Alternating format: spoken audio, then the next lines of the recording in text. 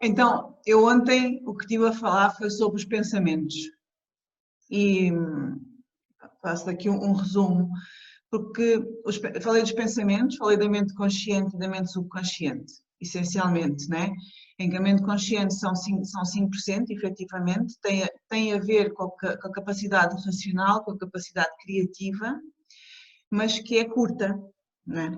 E depois falei da parte da mente subconsciente, que são os 95%, que acaba por ser o nosso GPS. E esses 95%, nós temos tudo gravado nas células. E quando eu digo tudo, não é só tudo, por exemplo, da nossa infância, não é? É tudo até antes que os nossos pais viveram.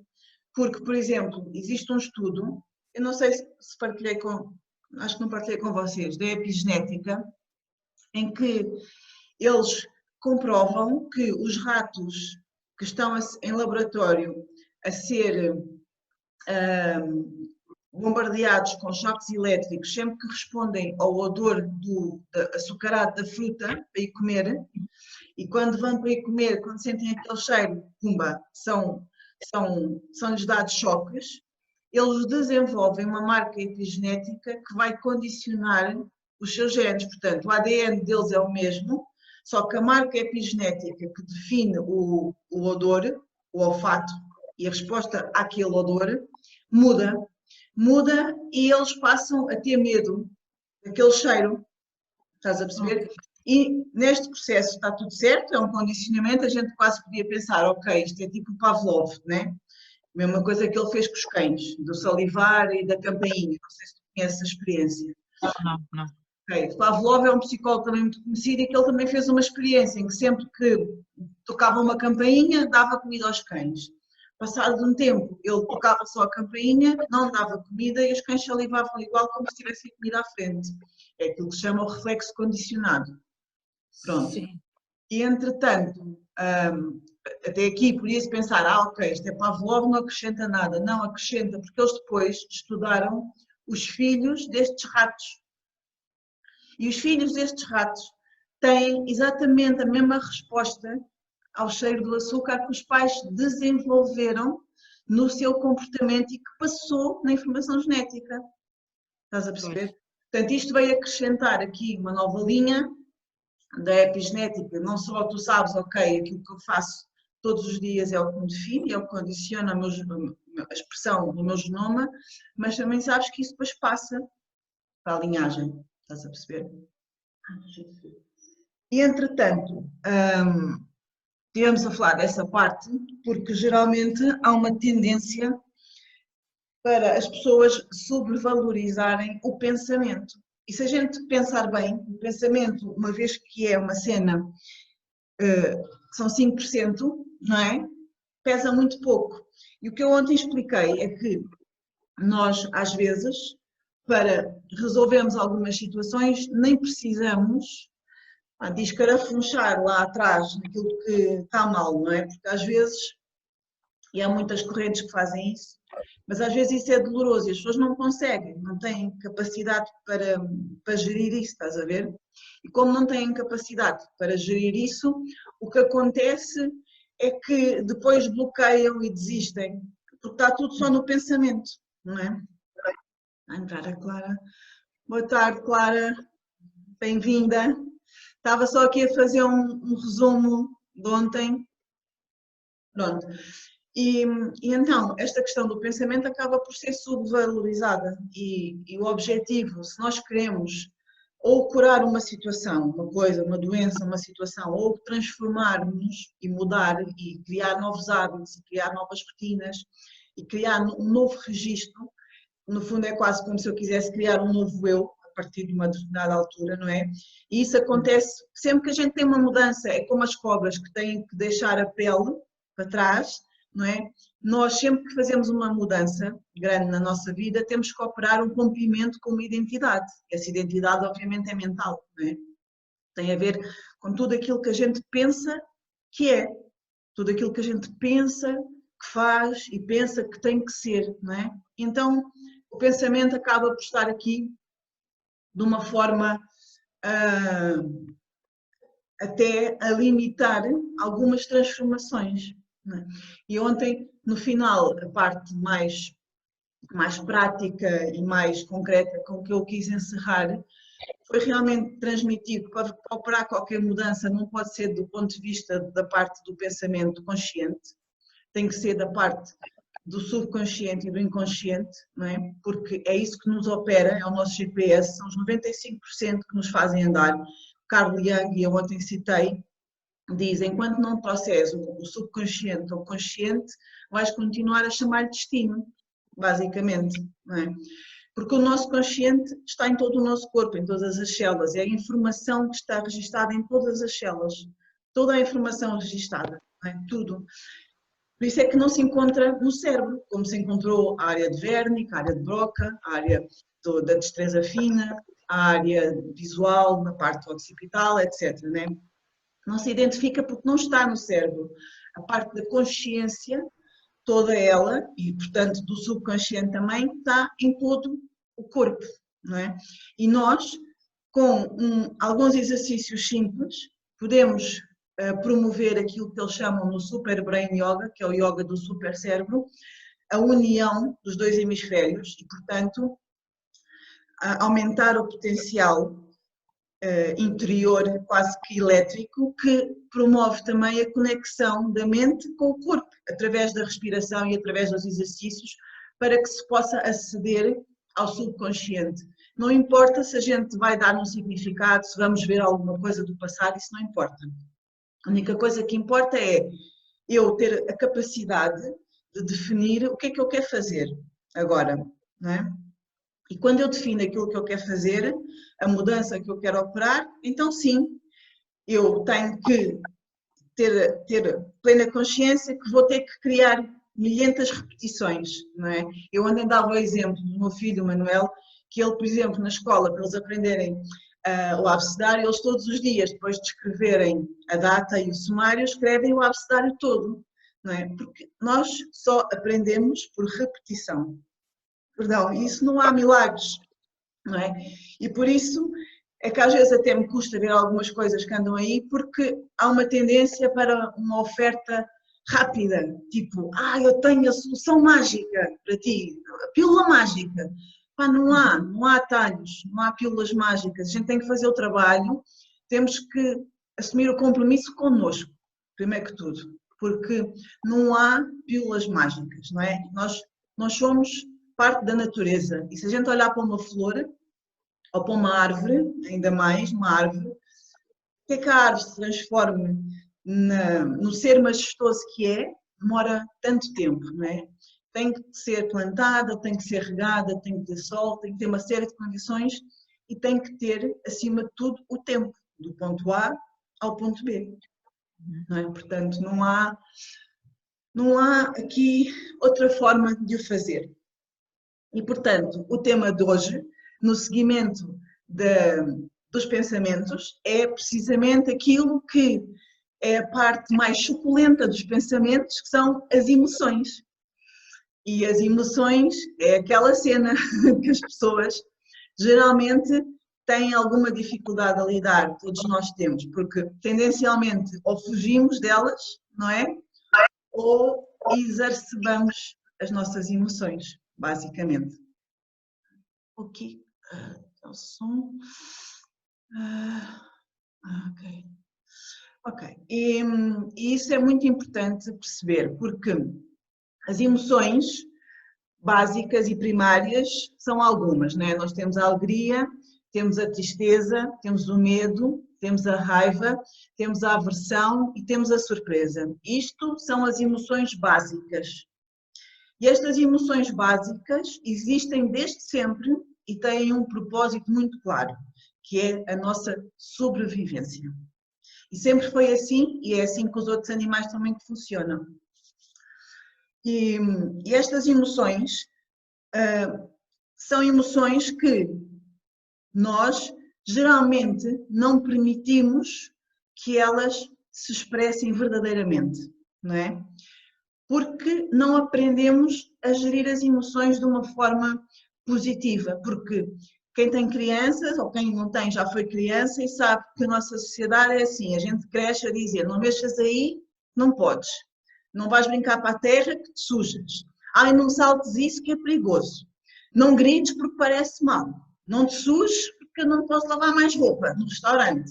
Né? Não fales alto porque não se pode gritar. Não te espreguices porque espreguiçar é falta de educação. Não sei o quê. Não, não, não, não, não, não, não, não. É só não, é só não. E a pessoa cresce a aprender o quê? Qual é a mensagem que está por trás disto tudo? É só uma, infelizmente. É, tu não tens direito de sentir o que estás a sentir, e muito menos de expressar, não é?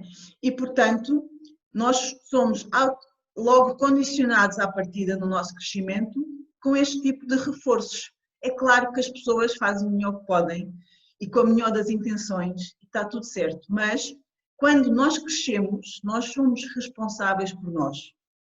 E quando nós crescemos, nós temos que abraçar esta responsabilidade de uma forma plena. E essa forma plena engloba eu gerir as minhas emoções, eu aprender a sentir aquilo que sinto, a reconhecer aquilo que sinto, sem mascarar, sem culpar o outro, sem fazer absolutamente nada para além de simplesmente sentir. Suster a emoção, estar na emoção, não ter necessidade nem de negar, nem de explodir. Realmente é aqui estes dois opostos, ou eu nego, faz de conta que não é nada comigo, não é? Ou eu explodo. E quando eu explodo, posso explodir comigo ou posso explodir com os outros.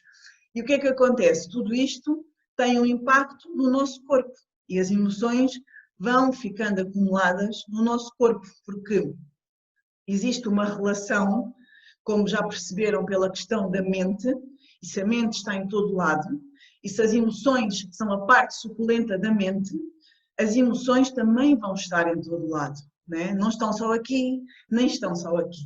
Né? Sejam emoções positivas ou emoções negativas, não estão só aqui. Né? Estão em todo o nosso corpo. E por isso é que hoje em dia se fala tanto desta questão das doenças serem, no fundo, desenvolvidas por problemas emocionais. E às vezes coisas que a pessoa nem sonha. Por exemplo, uma pessoa que está permanentemente sob stress pode desenvolver problemas de depressão, por causa da atrofia do hipotálamo, por causa da atrofia das estruturas centrais do cérebro, como as amígdalas, por exemplo. Okay? Uma pessoa que está permanentemente sob stress desenvolve aquilo que se chama o stress oxidativo, logo desenvolve uma situação interna de inflamação crónica permanente. Isto já é sabido, tanto mais que antigamente não é há muitos anos, se calhar há 10 anos ou uma dúzia de anos, pensava-se que as doenças cardiovasculares eram de um foro essencialmente mecânico, ou seja, os vasos começavam a acumular a gordura, a acumular até tapar. Hoje sabe-se que não é isso.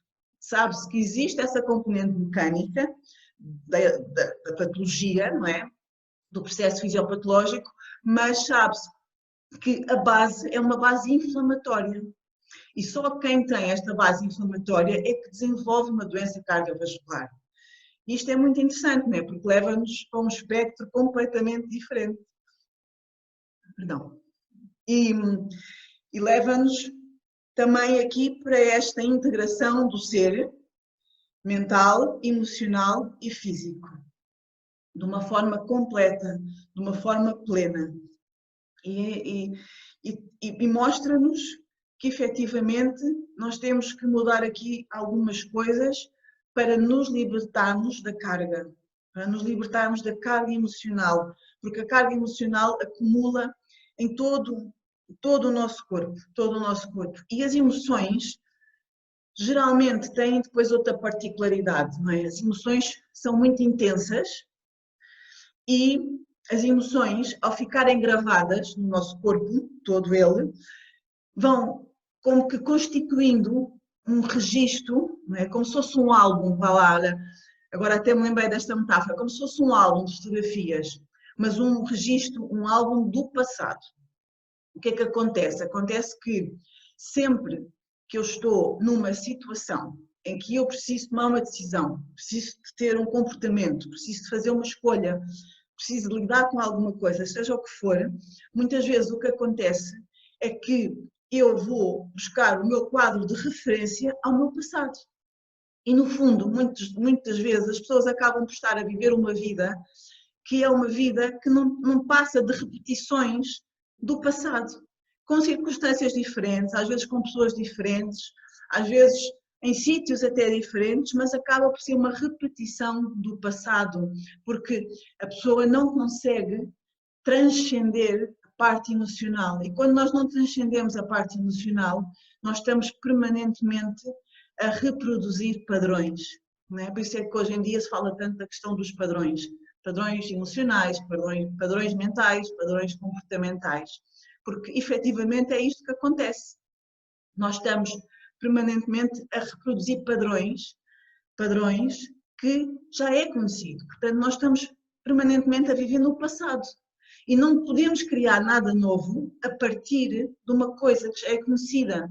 Eu, se tiver um mapa e se for para um sítio pela primeira vez, chego lá e fiz aquela viagem pela primeira vez, com o mapa, com muita atenção, com muito cuidado, até me posso ter enganado pelo caminho. Da segunda vez que vou lá, já é mais fácil, só uso o mapa para consultar alguma outra coisa e chego lá. À terceira, à quarta, à quinta, à sexta vez, eu começo a ir, já nem preciso olhar para o mapa, até que se torna um percurso completamente confortável, conhecido, e nesse percurso confortável, conhecido, eu começo a agir no automático e depois passa-se aquilo que acontece quando nós vamos, muitas vezes, da nossa casa para o trabalho, ou para a escola dos miúdos, ou para um sítio que visitamos frequentemente e que fazemos o percurso do ponto A ao ponto B, e eu chego lá e nem dei conta de ter passado o caminho, e já lá estou, pronto, não vi nada, fui a pensar, porque fiz aquilo no automático, não é? E o que é fascinante é que nós temos práticas milenares que subsistiram até aos dias de hoje pela sua eficácia, pela sua eficiência e pela sua verdadeira contribuição e valor para a humanidade, não é? Que nos permitem transcender esta questão, não é? Permitem-nos quebrar estes padrões, permitem-nos, no fundo, ser maior, ser superior ao nosso ambiente. E em vez de eu agir de uma forma sempre expectável, que tem a ver com aquilo que eu já conheço, que tem a ver com um padrão que eu já conheço, que tem a ver com um espaço de conforto ou de segurança, ainda que, atenção, eu digo conforto e segurança, mas é falso, não é? Porque estamos aqui nesta zona de conforto, mas a zona de conforto não é onde a magia acontece, não é onde a transformação acontece. Não é? E, portanto, é uma falsa sensação de conforto, é uma falsa sensação de segurança. Não é?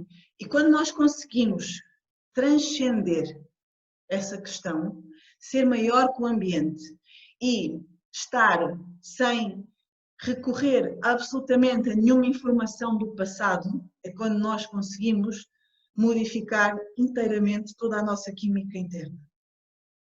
Porque vamos deixar de estar sobre a ação daquelas emoções que vão influenciar o funcionamento, principalmente do eixo central do corpo, que é o hipotálamo, a pituitária e as adrenais, que definem tudo, desde o nosso sono, ao nosso metabolismo, ao nosso apetite, à nossa capacidade de atenção, etc., ao nosso sistema imunitário, não é? À nossa capacidade até de digerir o açúcar, não é? Porque quando eu tenho níveis elevados de cortisol, o cortisol inibe completamente a ação da insulina, podendo mesmo levar ao desenvolvimento de uma diabetes tipo 2. Portanto, nós estamos a falar de mecanismos tão poderosos como estes. E basta para isso, basta que não é assim simples, não é? Mas já se sabe, para isso basta que a pessoa consiga transcender o seu registro emocional. E para transcender o registro emocional pode demorar uma semana, pode demorar um mês, pode demorar um ano. Eu não vos vou dizer quanto tempo é que demora, sabendo à partida que existe uma média estudada.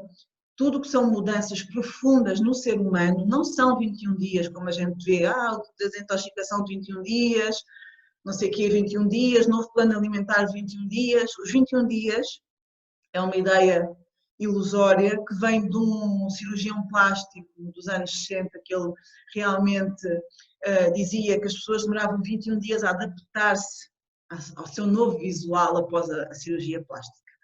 Contudo, para operar uma mudança efetiva e para que ela se permaneça de forma estável e sustida ao longo do tempo, são precisos pelo menos 90 dias. Ou seja, o que é que eu estou a dizer? Qualquer coisa que vocês decidam fazer, não é? Começar a meditar todos os dias para ver os efeitos e para integrar no dia a dia. Começar a aprender japonês, aprender a tocar piano, aprender qualquer coisa que desperte a vossa atenção, ou simplesmente começar a correr todos os dias, ou a mudar o regime alimentar porque quer perder peso, ou a mudar a minha higiene do sono porque quero regularizar as minhas rotinas do sono e quero realmente dormir melhor porque tenho problemas de insónia. Amém? Tudo isto são situações que nós podemos mudar sozinhos em nós, não é? Muitas vezes com ajuda e orientação, como é óbvio, mas nós podemos ser responsáveis por essa mudança em nós, desde que a gente assuma este compromisso e tendo por base que o mínimo são 90 dias para se criar um novo hábito e para o tornar minimamente automático. Por que é que importa ser automático? Porque tudo aquilo que a gente faz de forma automática é mais leve e o nosso corpo funciona numa base de poupança de energia e, portanto, por isso é que é tão fácil eu repetir coisas, porque já está lá gravado, eu não tenho que pensar, não tenho que estar aqui com muitos cuidados.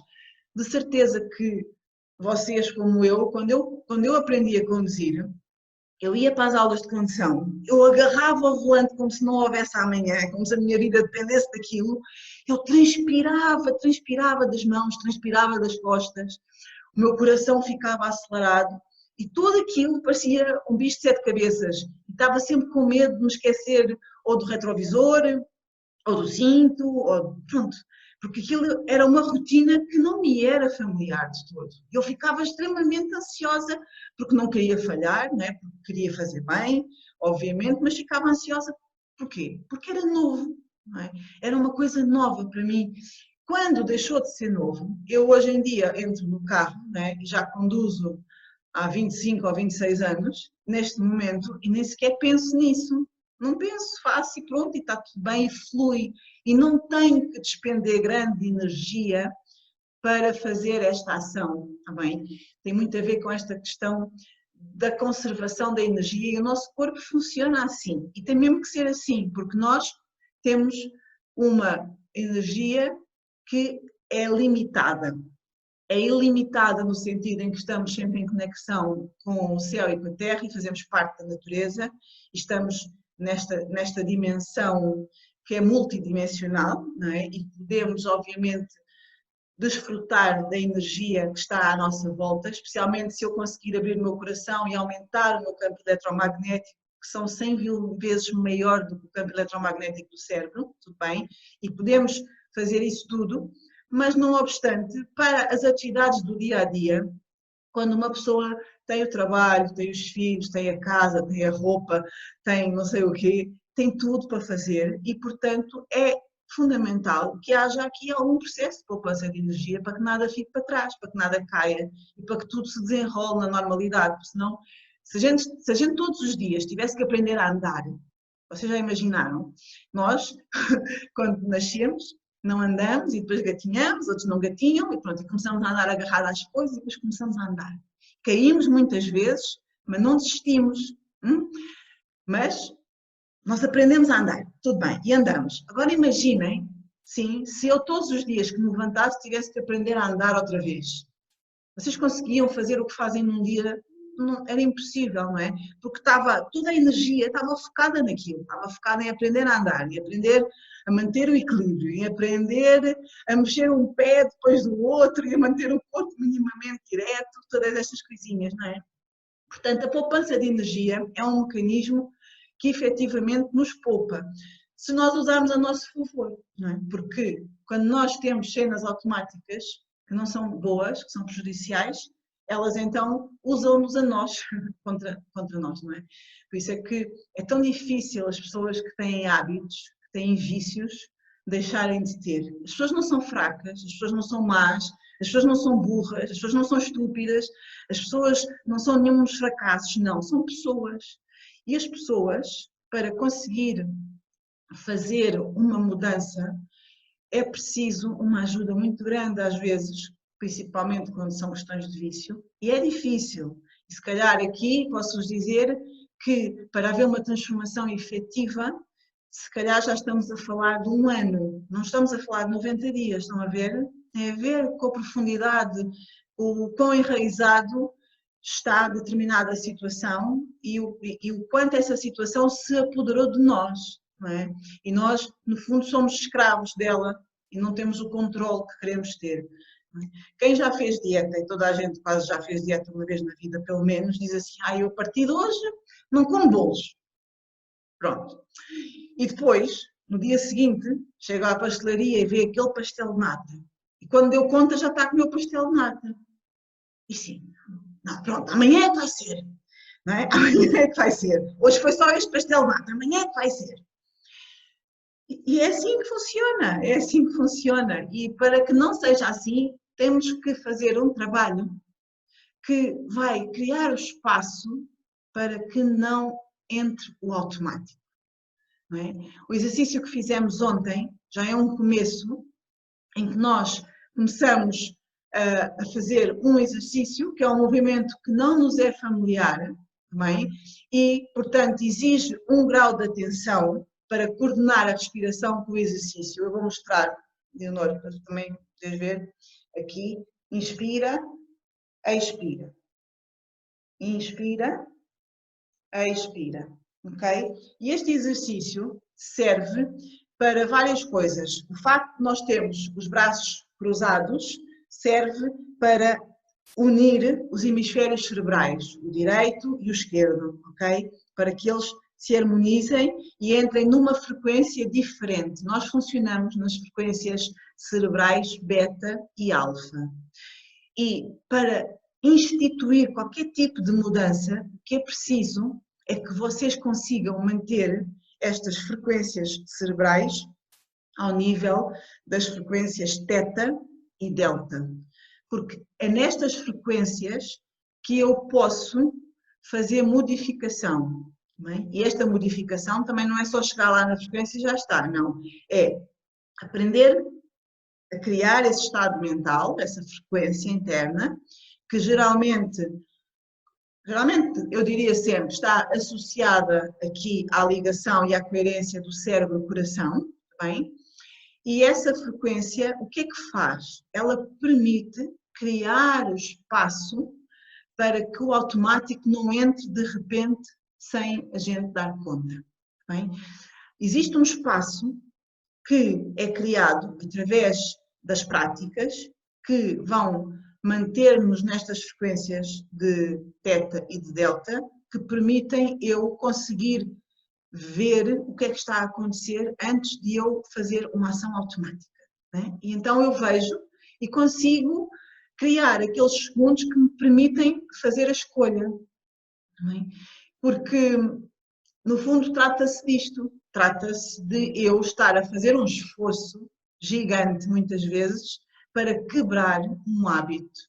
E o hábito existe para me proteger, para poupar energia, para que eu funcione o melhor possível, dando resposta às circunstâncias todas do ambiente da melhor forma possível. E, essencialmente, é isso que se passa. Além disso, além de criar este espaço, o que é que permite também? Permite também eu conectar-me com o meu coração e eu sentir o que estou a sentir.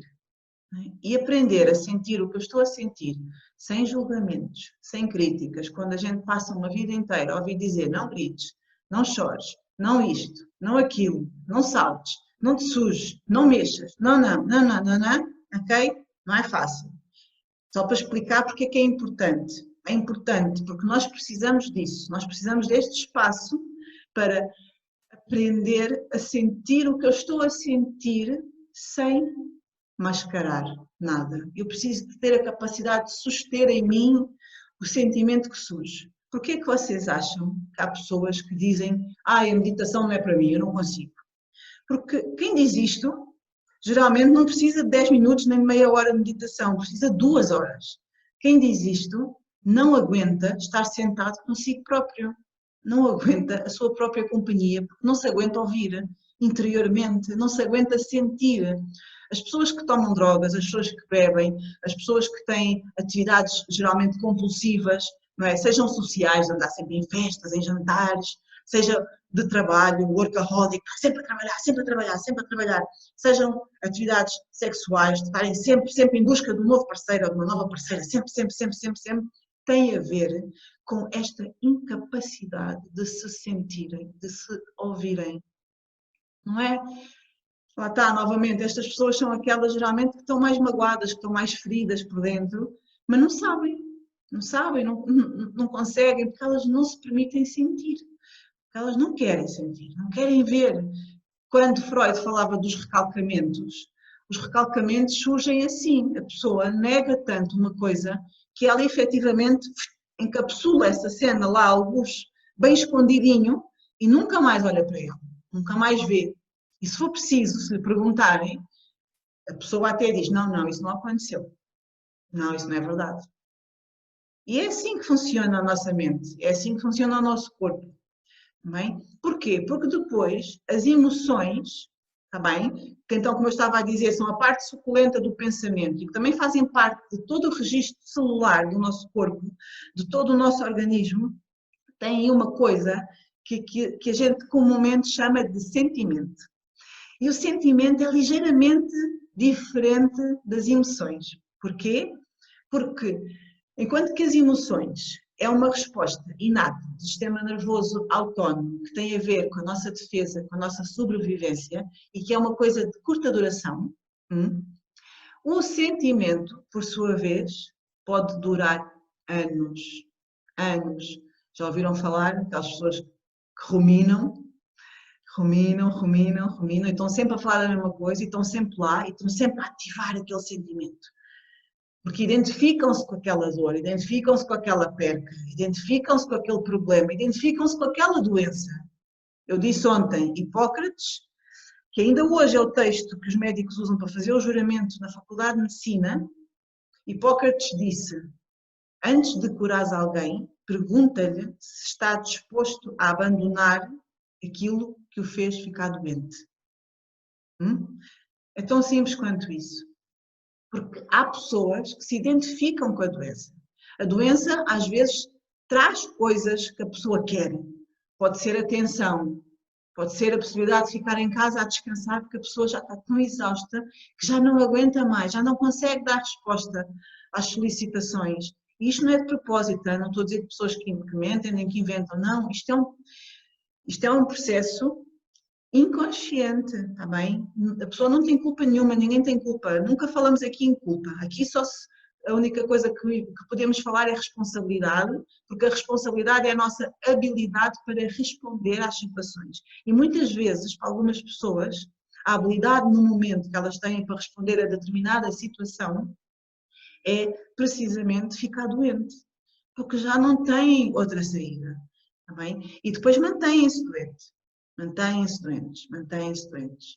Bom, isto é uma coisa que muitas vezes nós dissermos, às vezes não, obviamente a pessoa em si, se eu estiver em consulta, não vou dizer isto desta forma, está bem, porque isto é agressivo, se for assim dito desta forma, a pessoa o que vai sentir é, esta está a dizer que a culpa é minha. Não, a gente não diz desta forma, mas para explicar, eu posso vos dizer isto assim claramente, com todas as letras, está bem?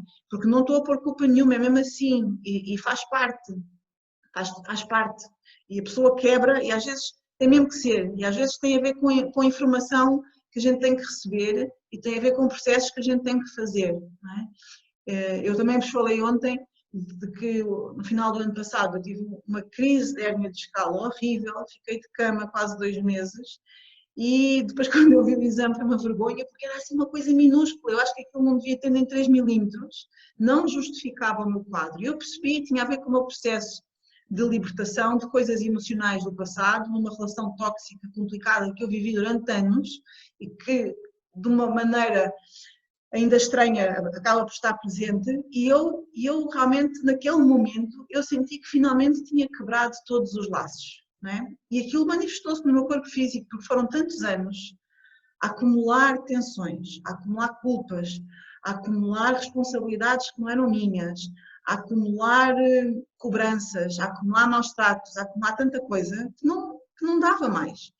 E depois, naquela altura, eu percebi, porque a dor permitiu-me, ou permitiu-me não, obrigou-me a ficar parada, bem, completamente parada, e eu não podia mesmo fazer nada, e aquele tempo de estar parada foi quase como que um tempo de catarse emocional, em que eu tinha mais do que tempo para fazer aquilo que eu precisava de já ter feito atrasado e não fiz. Não é?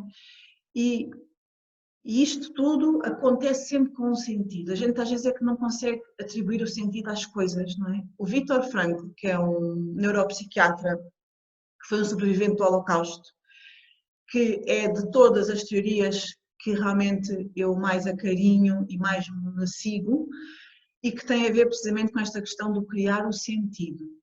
E eu acredito profundamente que qualquer vida humana só pode ser plena de realização, felicidade, amor, saúde e paz se nós criarmos sentido. É claro que o sentido é aquele que tu atribuis. Não sou eu que vou dizer este é o teu sentido da tua vida, não. É aquele que tu encontras, que tu atribuis para ti, à tua vida, às tuas escolhas, ao teu trabalho, à tua família, aos teus amigos, à tua sociedade onde estás enquadrada. Mas é importante ter um sentido, porque das coisas que mais comumente se vê, as pessoas na hora da morte, aquilo que mais custa é aquelas pessoas idosas e outras nem tanto idosas, olharem para trás e dizerem o que é que eu fiz com a minha vida? O que é que eu afinal fiz com a minha vida? E a pessoa naquele momento percebe que nunca criou um verdadeiro sentido. E isto criar sentido tem muito que se lhe diga, porque nós novamente crescemos numa sociedade em que somos permanentemente bombardeados com aquela cena, tu tens que estudar, ter boas notas, ir para uma boa universidade, ser um doutor ou um engenheiro, ganhar muito dinheiro, ter uma boa casa e ter um bom carro, senão não tens sucesso. Ponto. Resumidamente é isto. Certo? A maior parte das pessoas é isto. A sociedade continua a valorizar as pessoas, não pelo que elas são ou pelo que elas contribuem para a sociedade. Até podem ser as maiores bestas que fazem mal a montes de gente, mas pronto, como têm sucesso, tá bem? São fantásticas. E então, o que é que acontece? Acontece que nós temos estes frames na nossa cabeça, isto está lá gravadíssimo, e é difícil a gente distanciar-se disso, é muito difícil. Eu posso vos dizer que um dos momentos de ruptura na minha vida foi em 2004, quando eu decidi que me ia despedir do Hospital dos Capuchos. Eu tinha toda a gente contra mim, toda a gente, porque eu era aquilo que toda a gente queria ser, funcionária pública, né? Ainda por cima fisioterapeuta, que não era propriamente, quer dizer, na altura era fácil arranjar trabalho, mas tipo o pico do status do fisioterapeuta era trabalhar num bom hospital, principalmente se fosse um hospital civil, a ver? E eu tive que romper com a minha identidade, que tinha sido criada à volta daquilo tudo, para me conseguir realmente desligar e despedir do hospital. Não foi fácil na altura, eu lembro-me, ainda hoje me lembro perfeitamente, eu tomei a decisão um bocado a quente e nessas coisas, pronto, a gente quando tem que tomar uma decisão, eu sou apologista que é para decidir aquilo que vem no momento, porque o que vem no momento vem lá mesmo nas entranhas. Se a gente depois começa aqui a racionalizar muito, esquece, já entra o processo mental, já começa a ser uma construção, não é? E eu depois disso ainda chorei muito, sempre a perguntar a mim mesma, será que eu tinha feito a coisa certa, será que realmente eu tinha tomado a decisão certa, e tinha momentos altos e baixos, pronto, até que estabilizei, como é óbvio, não é? E, e isto é importante porque nós temos tantas referências que nos foram carimbadas e que não são nossas, que não nos pertencem, não é? Eu tenho um amigo meu que agora aos 50 anos está com um problema gravíssimo de saúde e no fundo a gente descobriu, num processo de acompanhamento, que tudo se resumiu ao facto dele, realmente quando foi para ir para a universidade, ele queria ir para artes, ou para arquitetura, ou para pintura, não sei o quê, e os pais, principalmente a mãe, obrigou-o a ir para a engenharia. E ele foi, né? Os pais pagavam e tal, e a mãe é assim, aquela pessoa de referência que nós temos na nossa vida, geralmente, não é? Os pais, mas a mãe ainda, eu acho que ainda tem um papel mais preponderante, geralmente, não é? Principalmente esta mãe que tinha criado o filho praticamente sozinha, porque o marido viajava e passava muitas temporadas dentro e fora, e portanto não estava sempre presente, e ela acabou por assumir a educação do filho praticamente sozinha. E a gente descobriu que efetivamente uma das razões que ele não consegue criar sentido na vida, que não consegue sentir aquela paixão por absolutamente nada, que se sente completamente à deriva, sem saber o que fazer e faz depois, tipo, 100 coisas ao mesmo tempo, porque tanto faz cursos de fotografia, como faz cursos de decoração, como faz cursos não sei do quê, pá, pronto, olha, assim, milhentas coisas, não é? Em que isso acontece porque a pessoa realmente, por um lado, não conseguiu ainda criar o sentido para si e, por outro lado, está em sofrimento e ainda não se conseguiu destacar de uma identidade que foi imposta. Não é? E isto é muito importante perceber. Não é? E, portanto, isto tem tudo também a ver com os sentimentos. Voltando aqui ao que tínhamos começado a falar, porque os sentimentos, no fundo, são uma elaboração, são uma criação nossa, racional, mental, de justificação, ok? De uma dada emoção, porque a gente não aprende simplesmente a sentir a emoção e pronto. A gente vem, sente e pronto, e sinto raiva e está tudo e vai embora e está tudo bem, não é? Pronto, não. A gente tem que conter a raiva, não pode mostrar, se preciso ainda temos que sorrir ou ali tratar a outra pessoa muito bem, não é? Eu não estou a dizer que a gente tem que mostrar raiva com ninguém, nem ser mal para ninguém, mas a pessoa devia ter o direito de expressar isso. Se eu não gosto daquela pessoa, não tenho que a beijar, não tenho que apertar a mão, não tenho que estar com ela, não tenho que lhe fazer mal também, não é? Mas tenho que me respeitar, a mim. Pronto, desde que eu não faça mal a ninguém, eu tenho que me respeitar a mim. E quando isto acontece, quando a gente tem emoções destas, não é? Ou tem coisas boas, eu gosto muito de uma pessoa que a minha família não gosta. Já vi isto acontecer tantas vezes. Epá, eu gosto mesmo daquela pessoa, mas a minha família não aceita. Então eu não posso convidar para ir à minha casa, somente com jovens, não é? Eu não posso sair com ela, se for sair tenho que mentir, não é? E isto começa a criar uma elaboração à volta da emoção, porque simplesmente, lá está, eu não posso permitir-me sentir e pronto, e já está. Senti, está tudo bem, aceitei aquilo que senti e libertei. Não é? Porque nós só podemos libertar aquilo com que nós não lutamos contra. Porque tudo aquilo com que tu vais lutar contra vai persistir. E isto, confesso que para mim, aqui há uns anos atrás, era uma coisa que era difícil de entender. Mas depois eu percebi, porque quando a gente luta contra uma coisa, contra uma situação, uma pessoa, não, o que é que acontece? Eu não quero falar com aquela pessoa, eu não quero viver aquela situação, eu não quero sentir aquilo. É uma luta permanente contra aquilo. Se eu estou numa luta contra aquilo, a minha energia e o meu foco está orientada para quê? Está orientada para aquilo. Bem? Por isso é que o perdão, que se fala tantas vezes hoje em dia, pronto, quem faz Ho'oponopono, ou quem faz outras técnicas espirituais, ou mesmo quem é religioso, da Igreja Católica normal fala-se do perdão, e o perdão é fundamental.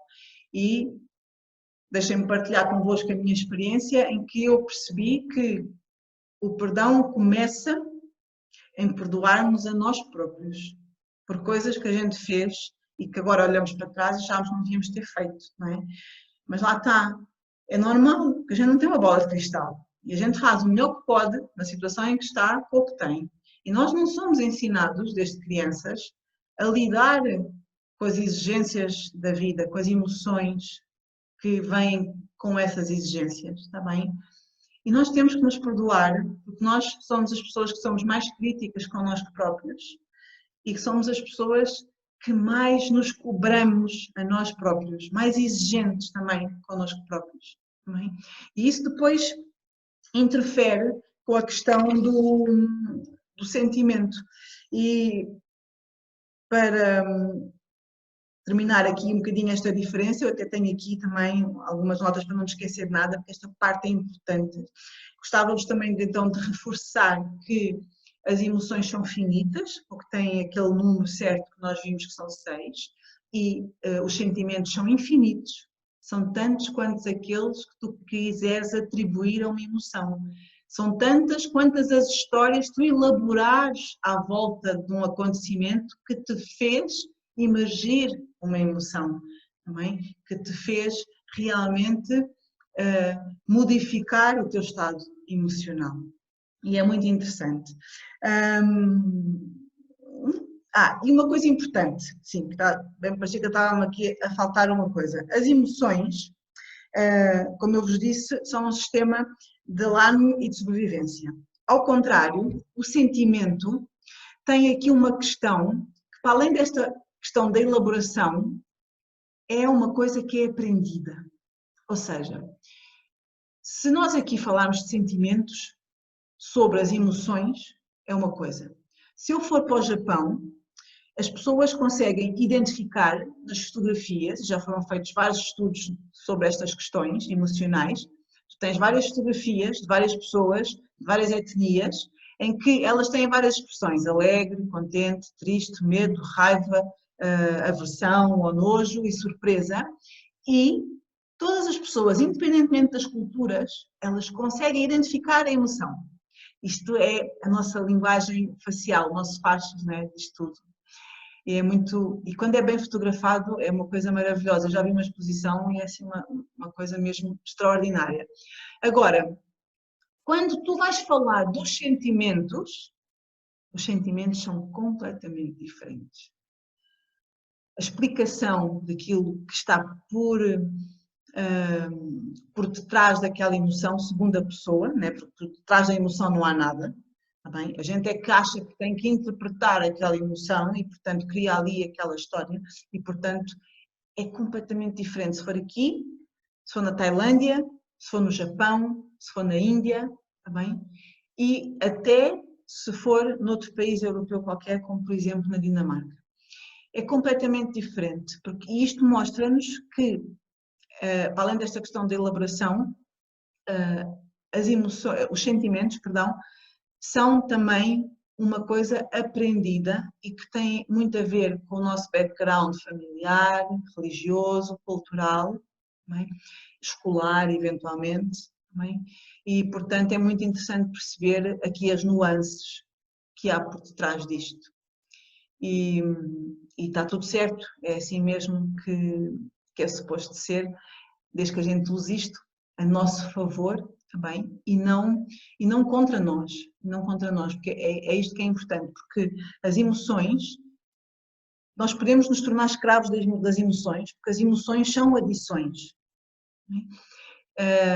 As emoções criam picos hormonais interiores, criam picos de libertação de neurotransmissores que são exatamente iguais ao consumo, por exemplo, de opiáceos. Não é? Ou seja, as emoções criam adição.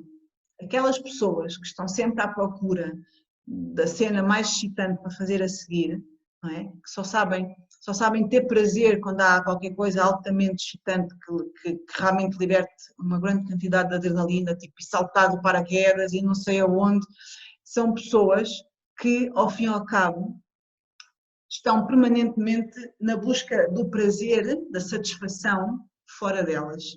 Porquê? Porque elas têm estes picos que se tornaram aditas sem saber, como é óbvio, muitas vezes, não é? Às vezes há pessoas que dizem, não, eu gosto mesmo é de adrenalina, eu gosto mesmo é de cenas que realmente me levem ao limite, e a pessoa diz isso e tem essa consciência de dizer isso, mas ela não percebe muitas vezes qual é o mecanismo fisiológico que está subjacente, bem? E por isso é que é interessante nós percebermos que eu acredito profundamente nisso. Todo o mundo acontece única e exclusivamente dentro de nós. E por isso é que a filosofia iógica, para mim, é encantadora, porque ensina-nos precisamente a cultivar o estado de permanente contentamento que nos permite estar em permanente alegria, felicidade, bem? E é impossível, quando tu estás em permanente alegria, felicidade, amor, paz, tu desenvolveres doenças inflamatórias, porque tu não vais ter desequilíbrios ao nível do eixo HPA, não vai haver qualquer tipo de desequilíbrio do sistema gama, que tem a ver com a parte mais mesmo neurológica, ao nível do funcionamento do cérebro, que é o ácido gama neuroprotínico, que tem a ver aqui com as sensações de bem-estar e que tem a ver também com a parte da serotonina. E isto é incrível, porque nós podemos produzir isso, nós podemos ser responsáveis por manter esse nosso estado interior. E isso permite-nos lidar com as coisas com outra maturidade, permite-nos lidar com as coisas com outra leveza, permite-nos estar centrados em nós, porque em última instância a única pessoa pela qual eu sou responsável é por mim mesma, como eu também já dizia ontem, apesar de ter os meus filhos, eu educo-os o melhor que consigo, mas em última instância quem é responsável por eles são eles próprios. Quando eu não estou lá, eles é que fazem as escolhas deles. Não é? Os miúdos que estão na escola e que batem nos outros, não são os pais que estão lá a dizer, olha, lá vais bater naquilo, olha, lá vais puxar o cabelo àquilo, olha, lá vais partir os óculos àquilo. Não é? Não, os miúdos é que escolhem, os miúdos é que decidem. E decidem com base em quê? Com base nas referências que eles têm, com base nos modelos que eles têm, com base nos primeiros carimbos que eles já foram levando ao longo dos anos, não é? Na fase mais importante da vida deles. Os judeus tinham e têm um dizer muito interessante que é: dai-me uma criança até aos 7 anos e eu entrego-vos o homem. Porque eles sabiam que esta fase, desde a nascença até aos 7 anos, é aquela fase em que a criança pode ser completamente programada. Porque em última instância, se vocês quiserem assim uma metáfora mesmo assim muito direta, nós funcionamos como um computador. Está bem? Nós temos o nosso hardware, ok? Cada um tem um melhor que o outro, pronto, depende das máquinas, não é? Agora a brincar, por causa das marcas, mas temos o nosso hardware, que é a máquina, ok? E depois, nesta máquina, nós temos milhentos programas que foram instalados. E temos milhentas aplicações que foram instaladas, ok? E estas aplicações e estes programas têm a ver com tudo aquilo que nos foi passado na nossa infância, tem a ver com o nosso seio familiar. O que é que nós vimos? Como é que era o pai? Como é que era a mãe? O que é que aconteceu? Como é que era o ambiente em casa? Como é que era o bairro onde eu morava? Como é que era a conduta religiosa, se houvesse? Não é? Como é que era a minha escola? Eu tive bullying? Não tive? Fiz eu bullying a alguém? Eu tinha comida em casa para comer? Não tinha? Não é? Eu tinha roupa para me aquecer? Não tinha? Meus pais discutiam? Não discutiam? Batiam? Se não batiam? Eram amorosos? Não é? Minha mãe foi-se embora de casa? Meu pai foi-se embora de casa? Morreu um dos pais? Morreram os dois? O que é que aconteceu? Não é? Isso, até aos 7 anos, marca-nos para sempre. Para sempre. Bem? A partir dali, depois, tem a ver com as nossas experiências.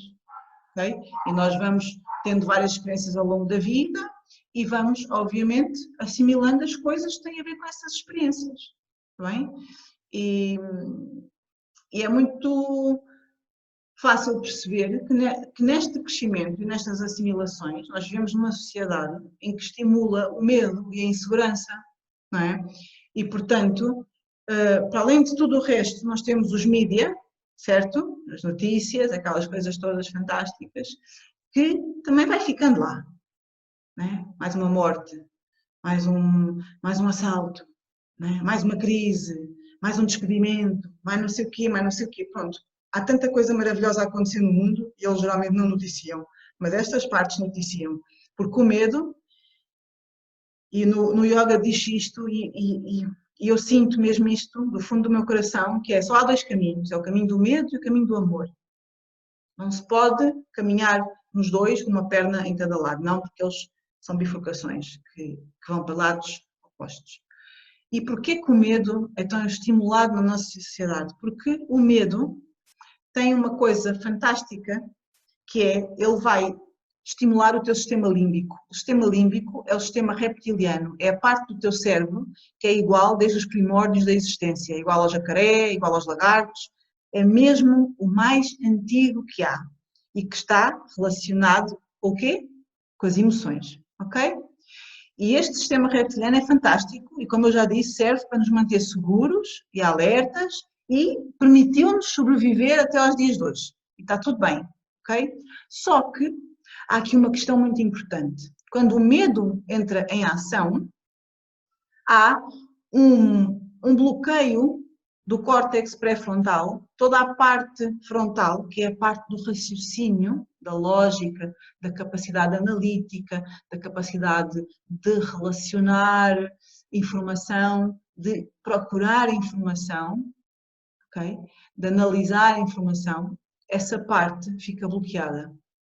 Fica bloqueada e as pessoas tornam-se mais permeáveis a receber aquilo que lhes é dito de uma forma automática, sem filtrar, não é? Portanto, quando acontecem coisas em que aumenta o medo, é isto que acontece. E hoje, a situação que nós estamos a viver atualmente, e eu tenho dito aos meus alunos nas minhas aulas e aos meus clientes que acompanho, a par e passo com a doença Covid-19, existe uma outra pandemia, que é a pandemia do medo, do pânico, da ansiedade. Eu já tive, inclusivamente, 2 pessoas que tiveram ataques de pânico e de ansiedade nestas situações e estavam a pensar que estavam a ter um ataque cardíaco e não estavam. Graças a Deus eu consegui falar com elas e não foram para o hospital. Mas isto é real, não é? O medo, porque o medo diminui a nossa capacidade de raciocínio, diminui a nossa capacidade criativa e, acima de tudo, há uma coisa que é fundamental, diminui o nosso sistema imunológico. Porque, como o nosso equipamento, a nossa máquina é a mesma que era há uns milhares de anos atrás, e se eu antigamente tinha que fugir lá do tigre, dentes de sabre, não é? Eu efetivamente era uma ameaça real, eu tinha uma descarga de adrenalina, tinha uma descarga de cortisol, o sangue deixava de estar no tronco, nas vísceras, nos órgãos, passava para os membros e eu podia correr para fugir, para salvar a minha vida e, portanto, todo aquele mecanismo que se punha em andamento a partir do eixo central do HPA tinha uma função, era eu correr o mais rápido que eu conseguisse para me salvar, ok? Pronto, neste momento, o que é que acontece? Nós estamos permanentemente sobre alerta, alerta, alerta, stress, stress, stress, medo, medo, medo, medo. Temos permanentemente descargas de cortisol, descargas de adrenalina, descargas de noradrenalina. E não fugimos para lado nenhum. Não obstante, o sangue sai dos órgãos centrais para os membros na mesma, não é? E quando sai dos órgãos centrais, sai também dos intestinos. E os intestinos são considerados a sede do nosso sistema imunitário, é onde se produz a maior parte de todas as moléculas, os glóbulos brancos, os linfócitos, os glóbulos T, tudo o que tem a ver com a nossa capacidade de nos defendermos de um agente exterior patológico, seja ele qual for, seja um vírus, seja uma bactéria, whatever, está bem? E é importante perceber isto. Isto é importante passar às pessoas, porque as coisas, o que tiver que acontecer, acontece. A gente tem que ter cuidado, temos que ser conscientes, temos que ser responsáveis, não é? E temos que saber ler a informação e procurar informação fidedigna. Agora, não podemos embarcar no medo, porque isso só nos prejudica a nós. Ficamos mais irritadiços, não conseguimos dormir bem, estamos ainda por cima fechados e o ser humano fechado tem uma reação geralmente de maior agressividade, maior intolerância, maior falta de paciência, está bem? E se isto acontecer a par e passo com medo, vai, obviamente, piorar tudo e a pessoa até pode realmente criar as condições para ficar doente. Porque, ao princípio, pensava-se que só as pessoas que pertenciam aos grupos de risco é que iam realmente ficar doentes e ser contaminadas. Já se percebeu que não. Bebés de 6 meses, 9 meses, jovens de 14 anos, 17 anos, que inclusivamente já morreram. Saudáveis, aparentemente saudáveis, certo? E o que é que explica isto? No outro dia eu estive a ouvir uma palestra de um virologista da Universidade da Faculdade de Medicina de Lisboa e ele explicava, é muito simples, o funcionamento interno de cada pessoa é diferente. A capacidade que aquela pessoa tem para responder a um agente patológico é diferente, porque a sua química interna é diferente. É aqui que está o busilis da questão.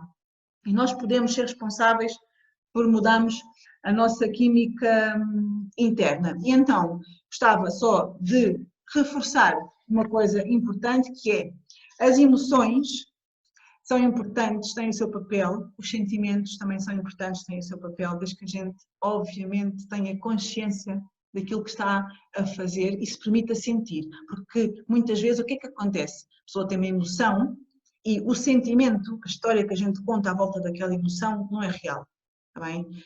Isso acontece muitas vezes, já aconteceu muitas vezes comigo no passado, tantas vezes, e a gente tem que reconhecer, custa muito a gente reconhecer que erra e que fez porcaria, pronto, custa muito, mas é verdade, é assim, pronto, e a pessoa tem que reconhecer porque só assim é que a gente aprende, e só aceitando que eu não estou bem, que eu não estou realmente a 100%, é que eu posso escolher dar o passo para o próximo nível e crescer e ficar melhor, não é?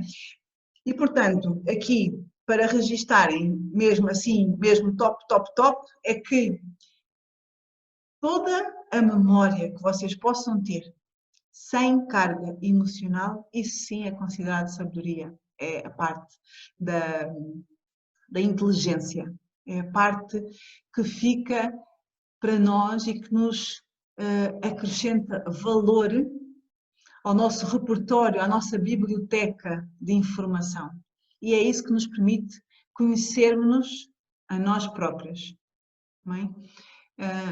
E é fascinante a gente criar o espaço para isso.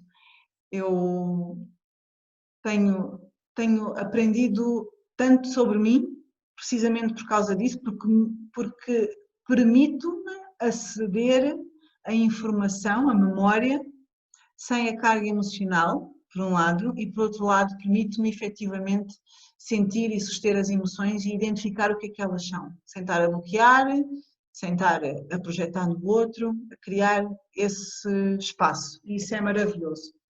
E portanto, aqui, em termos práticos, aquilo que eu gostava de partilhar convosco hoje é um exercício respiratório. Ontem fizemos este exercício dos braços cruzados, em que nós cruzamos as mãos aqui à frente, inspira e expira, ok? E eu até tinha explicado que quem quiser trabalhar uma questão, e pode ser uma coisa simples, só de amor próprio, assim, em que eu quero trabalhar aquela questão do eu amo-me, eu respeito, eu aceito-me, eu inspiro e em cada expiração eu reforço a afirmação para mim, está bem? E vou criar essa estamina, essa força que vai ser, no fundo, gravada nas minhas células, porque, como eu vos disse ontem, para modificarmos, seja o que for, é preciso que haja o quê e porquê, não é? Tem a ver aqui, portanto, o que é que eu quero trabalhar para mim, o que é que eu quero trabalhar para mim e porquê, o que é que isso acrescenta, tem que trazer valor. Tens que escolher uma coisa para ti que acrescente valor. Né? E para além então do quê e do para quê, temos que ter as repetições, temos que ter várias repetições, repetir. Eu faço uma coisa, escrevo no meu espelho da casa de banho, tenho 2 casas de banho e escrevo com batom vermelho, escrevo as afirmações que quero trabalhar na altura e para além disto, quando nós estamos a trabalhar com outra pessoa, obviamente é preciso haver intimidade e confiança. E por isso é que geralmente aquelas pessoas que são mais próximas de nós, das duas uma, ou realmente nos elevam ou realmente nos deitam para baixo. E são aquelas pessoas que têm mais força, por causa desta questão da intimidade e, obviamente, quando há convívio, da repetição. não é? Para o bem e para o mal também, ok? Então, hoje, tendo em conta esta questão emocional, eu gostava muito de partilhar convosco uma meditação, que é a meditação do coração. Não é a meditação da compaixão, que é a meditação Toglen, que eu faço muitas vezes também, tenho alguns vídeos no YouTube, não é isso? É a meditação do coração, em que te permite lidar com as emoções. Já vais perceber porquê. Porque esta meditação deves começar por mantê-la 11 minutos. Ok? 11. E depois o objetivo é passar para 22. E depois o objetivo final é passar para 31. Está bem? 11, 22 e 31. Estes números, este tempo, têm uma razão de ser, tem a ver com a parte da numerologia, bem? E também tem a ver com alguma informação da Cabala, mas tem essencialmente a ver com a numerologia, ok? E o objetivo é colocar as mãos à frente da cara. Agora reparem, os ombros não sobem, está bem? Os ombros não sobem, os ombros ficam cá embaixo, eu subo os cotovelos e subo as mãos à frente da cara, mantenho a minha cabeça alinhada, não deixo a cabeça tombar para trás também, mantenho a cabeça alinhada. E eu posso fazer isto sentado numa cadeira ou posso fazer isto sentado no chão. O que importa é que eu encontre a minha posição de conforto. Portanto, a coluna fica completamente alinhada, ok? Eu relaxo os ombros, relaxo os maxilares, a língua toca no céu da boca, atrás dos dentes da frente e mantenho aqui. E respiro bem fundo. E tu, quando fizeres esta meditação, vais pôr uma música ou um timer, primeiro para 11 minutos, claro, e vais perceber que vão surgir emoções. E vais perceber como é que lidas com elas. Tipo, estou farta e desisto? Ou estou aqui a dar o máximo, mas estou altamente enervada e zangada porque estou a sentir desconfortável? Ou estou aqui a dar o melhor, mas começo a sentir uma tristeza profunda e se calhar até choro também? O que importa é manter esta posição. 11 minutos, ok? E quando fizerem isso, obviamente aconselho duas coisas em particular. Primeiro, encontrem um local onde possam estar sozinhos, mesmo sozinhas, sem correr o risco de serem interrompidas, porque não há nada pior do que estar num processo a sentir qualquer coisa e depois ter que disfarçar que chega alguém, está bem? Sozinhas, podem pôr uma música ambiente, desde que seja uma música neutra, está bem? Pronto. E tenham convosco um caderno onde possam escrever tudo aquilo que surgir, mas escrevam mesmo, porque a gente pensa, eu não me esqueço, porque foi assim, foi assado, esquece, a gente esquece. Eu ao princípio também achava que não, eu não me esqueço, isto é tão forte que eu não me esqueço. A gente esquece. E portanto, tem um caderno contigo para que quando terminares possas escrever o que for, está bem? Esta meditação do coração, ao mesmo tempo, é uma meditação que permite abrir o coração, está bem? Porque nós, a trabalhar esta parte nesta posição, nós vamos estar a ativar toda a parte do chakra cardíaco, está bem? E, portanto, tu vais sentir, com o tempo, uma abertura muito maior, por um lado. Por outro lado, vais sentir mais presente e mais consciente e vais sentir mais esta parte do corpo em ti. Também. Por isso, fica esta sugestão para que façam esta meditação. Se quiserem depois, se tiverem tempo agora a seguir, a eu desligar, e se quiserem aproveitar e fazer, perdão, e fazer, aproveitando aqui o encadeamento e a presença emocional com que estamos engajados neste tema, está bem? E só o facto de nós estarmos a falar com abertura, com respeito, com aceitação, com amor, cria já por si uma abertura do nosso chakra cardíaco, do nosso centro energético do coração. Por isso, se quiseres a seguir, a eu fechar a sessão, experimentar direto, convido-te a fazer e convido-te obviamente a fazer todos os dias também, porque lembra-te sempre que este tempo é um tempo que tu estás a investir em ti, em conhecer-te e em permitir-te seres a melhor versão de ti mesma, também, sem rancores, sem tristezas, sem pesos, sem bloqueios, desbloqueando absolutamente tudo o que há para libertar, deixando a mochila para trás e, fantástico, sem ter que estar a ir lá atrás, mexendo no lixo, como eu vos disse ontem, vou repetir aqui porque realmente acho fascinante. A Louise Hay tem uma frase que ela diz: para fazeres o almoço de hoje não vais ao caixote de lixo mexer nos restos, no lixo do jantar de ontem, pois não? Então pronto, para criares o teu momento hoje, não precisas de ir lá atrás, mexer em nada, está bem?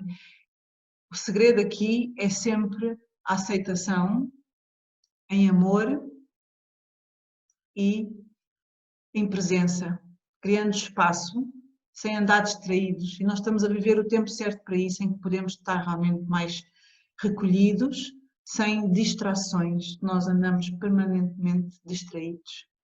É tão fácil nós distrairmos, faz parte, não é? Mas nós podemos fazer a escolha de investir em nós e de deixar as distrações por uns instantes e voltar a elas no seu tempo e com outra força, porque não há nada mais importante no mundo do que tu. E isso é muito forte também. Portanto, espero que tenham gostado, que possam fazer esta meditação e que possam partilhar comigo a vossa experiência. Eu ia adorar saber, porque a experiência de cada um é única também, não há certo nem há errado. Lembrem-se sempre, por favor, numa meditação não há certo nem há errado. Há só a prática, o fazer, o aparecer, também a regularidade, com dedicação, com devoção por vocês mesmas, mas com uma devoção tal como se a vossa vida dependesse disso. Também, porque também, pronto, para fazer só para dizer que fiz, não funciona, não funciona.